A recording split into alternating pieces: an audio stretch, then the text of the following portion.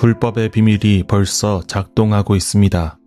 다만 억제하시는 분이 물러나실 때까지는 그것을 억제하실 것입니다. 그때 불법자가 나타날 터인데 주께서 그 입김으로 그를 죽이실 것이고 그 오시는 광경의 광채로 그를 멸하실 것입니다. 그 불법자의 나타남은 사탄의 작용에 따른 것인데 그는 온갖 능력과 표징과 거짓 이적을 행하고 또 온갖 불의한 속임수로 멸망을 받을 자들을 속일 것입니다. 그것은 멸망을 받을 자들이 자기를 구원하여 줄 진리에 대한 사랑을 받아들이지 않기 때문입니다. 그러므로 하나님께서는 미혹하게 하는 힘을 그들에게 보내셔서 그들로 하여금 거짓을 믿게 하십니다. 그것은 진리를 믿지 않고 불의를 기뻐한 모든 사람들에게 심판을 내리시려는 것입니다.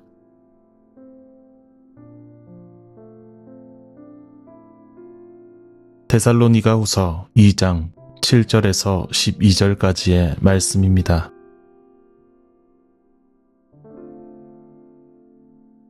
삶에 천착되다 보면 어느새 세상은 익숙한 것들로 가득 찹니다. 모르는 새에 중요한 것과 중요하지 않은 것을 구분하고 기억해야 할 것과 기억하지 않아도 될 것으로 나누게 됩니다. 대개의 당연한 것은 기억할 필요가 없는 것으로 우리 삶에 부당한 것은 기억해야 할 일로 자리매겨지기 마련입니다. 그러나 당연하다 여겨온 것이 참으로 마땅한 것인지 묻는다면 그렇지 않겠습니다. 하루아침 해가 뜨지 않는다 해도 우리로선 무력할 뿐입니다.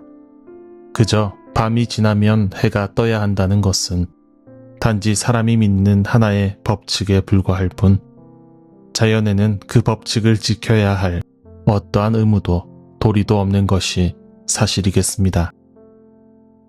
그런즉 우리가 당연하다고 여기는 것은 대개 우리의 생명과 직접적으로 연결된 것이겠습니다. 너무 중대한 것이 소홀하게 기억하게 되는 이 일은 참 아이러니한 일이 아니겠습니까? 물론 이렇듯 삶의 배경을 숙고하고 당연한 것들을 걱정하기엔 주어진 삶이 무겁습니다. 어느 철학자의 말과 같이 세상에 내던져진 존재처럼 살아가는 우리에게 사는 것, 그 자체가 삶의 명령으로 느껴지는 까닭입니다. 그러므로 너는 무엇을 기억하느냐는 질문은 많은 순간 삶 앞에서 새삼스러운 질문에 불과하겠습니다.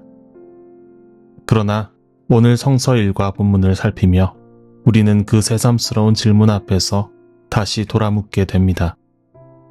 무엇을 기억하며 어떻게 사느냐 하고요. 오늘 성서 1과 본문들에서 공통점을 찾자면 세 본문이 모두 마지막으로 그려지는 주의 날을 대면하여 기록된 말씀이라는 것입니다. 시편 26편 1절 말씀입니다. 주님 나를 변호해 주십시오. 나는 올바르게 살아왔습니다. 주님만을 의지하고 흔들리지 않았습니다. 한 신학자는 시편 26편의 순례를 마치며 성전 문 앞에서 불렀던 성전에 드는 자격을 묻는 노래로 정의합니다. 그의 정의를 염두에 둘 때 시인은 순례의 길 끝에서 성전 안에 들기 위해 주님에 대한 그의 사랑의 일들을 나열하며 주님께서 그의 길을 변호해 주실 것을 요청하는 것이겠습니다. 길 끝에서 부르는 노래라니 아무렴 이 시는 마지막과 맞닿아 있습니다. 그러나 길 끝에 도달한다고 하여 누구나 성전 안에 들 수 있는 것은 아닙니다. 예레미야서 15장 1절 말씀입니다. 그때에 주님께서는 나에게 말씀하셨다. 비록 모세와 사무엘이 내 앞에 나와 빈다고 해도 내가 이 백성에게 마음을 기울이지 않을 것이다. 이 백성을 내 앞에서 쫓아내라. 어떤 사람들은 길 끝에 도달하여도 주님 앞에 설 수 없다는 것이죠. 다시 말하자면 어떤 이는 성전에 들 수 없다는 것이겠습니다. 예레미야서 본문 6절에서는 그 이유를 이렇게 설명합니다. 내가 바로 나를 버린 자다. 나 주의 말이다. 너는 늘 나에게 등을 돌리고 떠나갔다. 결국 마지막 순간에 중요한 것은 얼마나 오래 걸어왔느냐가 아니라 어떻게 걸어왔냐는 것이겠습니다. 주님을 향하여 등을 돌렸는지 혹은 주님을 바라며 길을 걸었는지요. 그렇다면 주님을 향하여 등을 돌린 것은 어떤 행위를 가리키는 것일까요? 데살로니가후서에서는 그 행위를 이렇게 설명합니다. 데살로니가후서 2장 10절입니다. 또 온갖 불의한 속임수로 멸망을 받을 자들을 속일 것입니다. 그것은 멸망을 받을 자들이 자기를 구원하여 줄 진리에 대한 사랑을 받아들이지 않기 때문입니다. 마지막이란 단어를 오늘의 성서 일과를 관통하는 주제어로 둘 때 주님을 향하여 등을 돌리는 것은 진리에 대한 사랑을 받아들이지 않는 것이겠습니다. 이때 원어에 비추어 해석하노라면 진리에 대한 사랑을 받아들인다는 것은 단순히 진리를 알고 있다는 뜻이 아닙니다. 진리를 사랑한다는 것은 진리를 받아들이고 진리 안에 머물며 그 진리에 따라 살아가는 것입니다.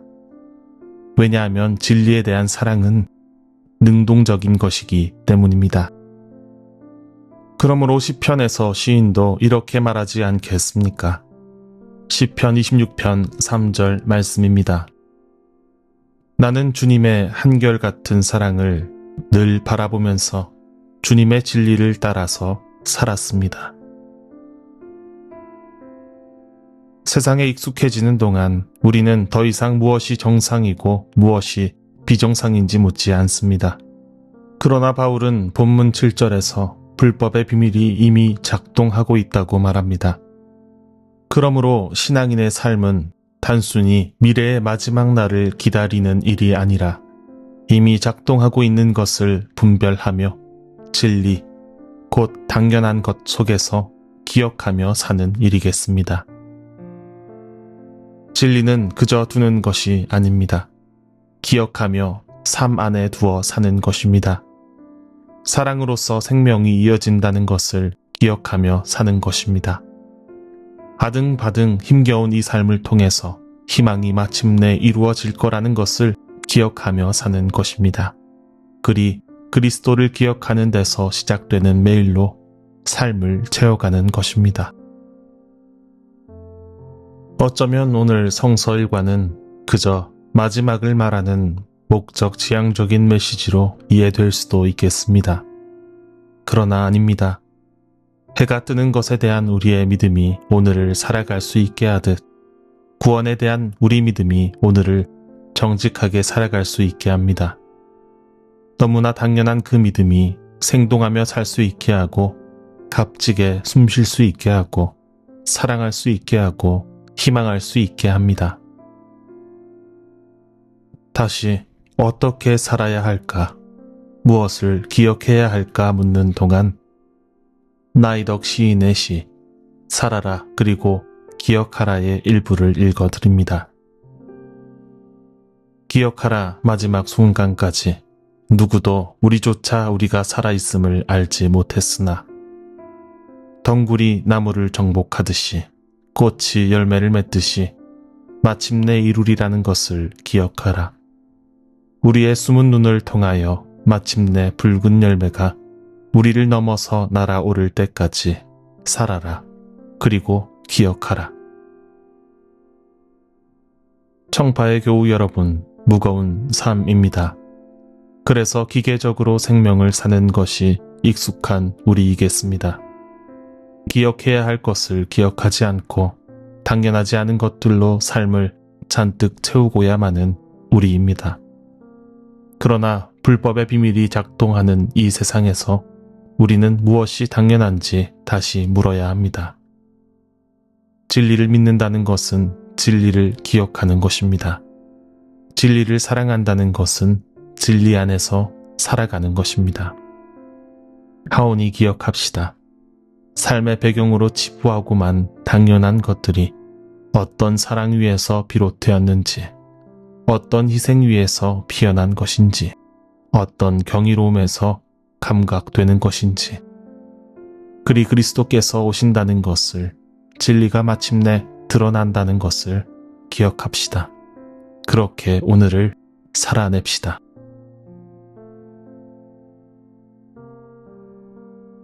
생명의 하나님, 삶이 무겁습니다. 그리 불법의 비밀이 작동하는 동안에도 무엇이 정상인지 묻지 않고 관성적으로 사는 우리입니다.